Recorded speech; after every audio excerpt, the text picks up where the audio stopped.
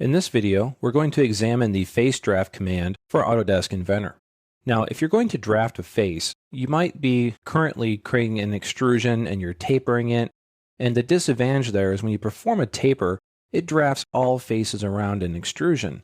Now, with the face draft command, we can specify individual or maybe a few faces that we would like to add taper or draft to around our design.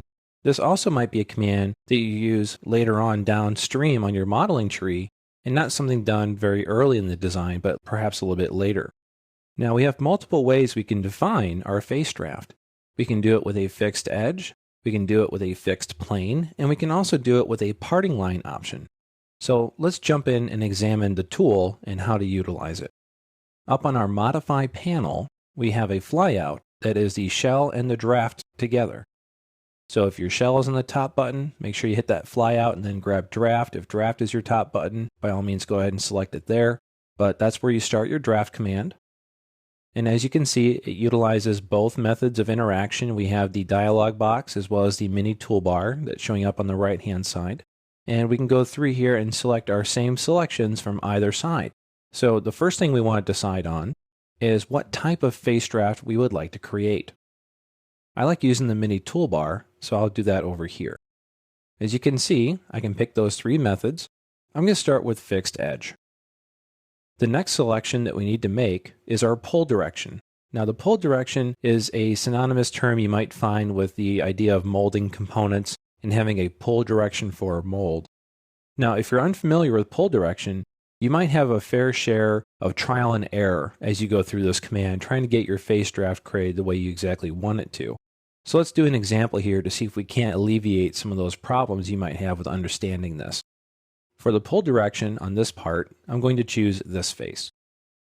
Now with that face selected, for the pull direction, I now need to specify which faces to draft based on that pull direction from the mold. So this is a very, very critical element of this command. You have to be very careful for which face you select on, not only the amount of faces, but also the location of where you select.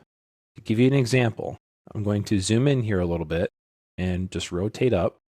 If I put my cursor right here for selection and select it by my left mouse button, what will happen is it'll create that as my fixed edge on the backhand side. Now I'm going to hold down Shift and deselect that face. Now I'm going to select the same face again, but this time I'm going to select closer to this edge over here. And now you can see the fixed edge is on the other side of the face. So you have to be very careful when you're doing a fixed edge draft, which side of a face you select. The closest edge you pick to will become the fixed edge.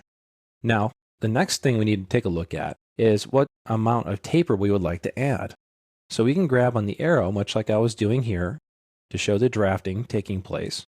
Or I can type it in the input box on the toolbar. Now, I want you to also notice that I had picked one face, but it picked on the tangent face here and the tangent face on the bottom.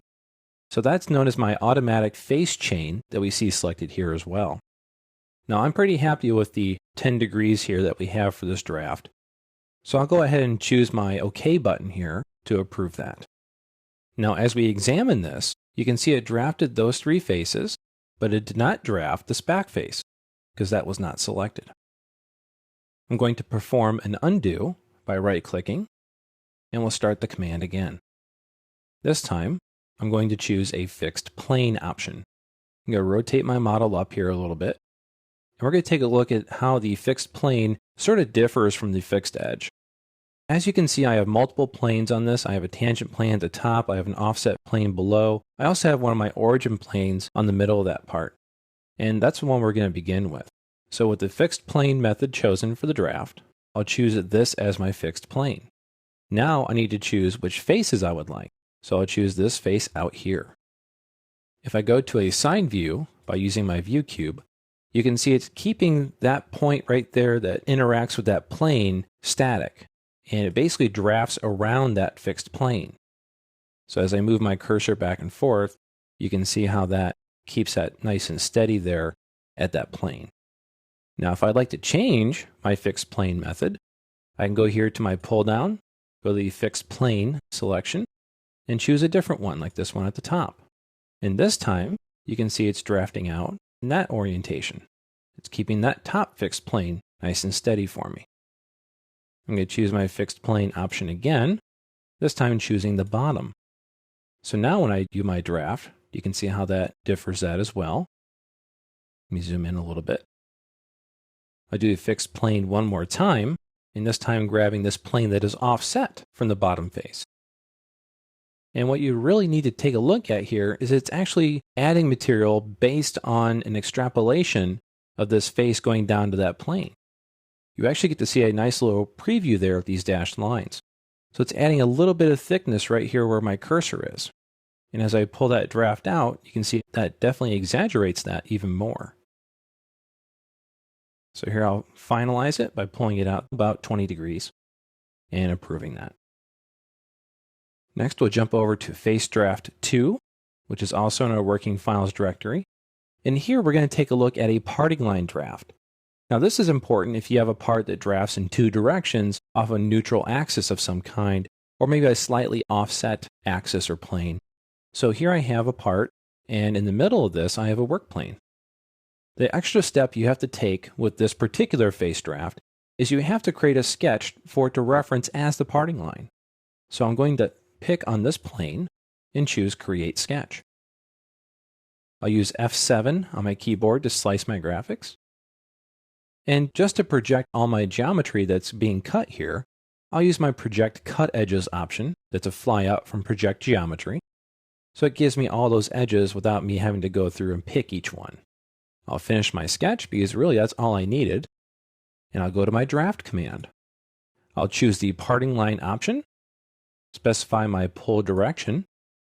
My parting line needs to be selected, which is this outer curve. And now I need to pick the faces. Well, this will be all the faces going around. Now everything here is tangent, so I will need to select each one. From here, I can then specify how I want my draft to occur. As you can see, currently it's 2.5 degrees as I look at my preview arrow there. Let's up this to about 5.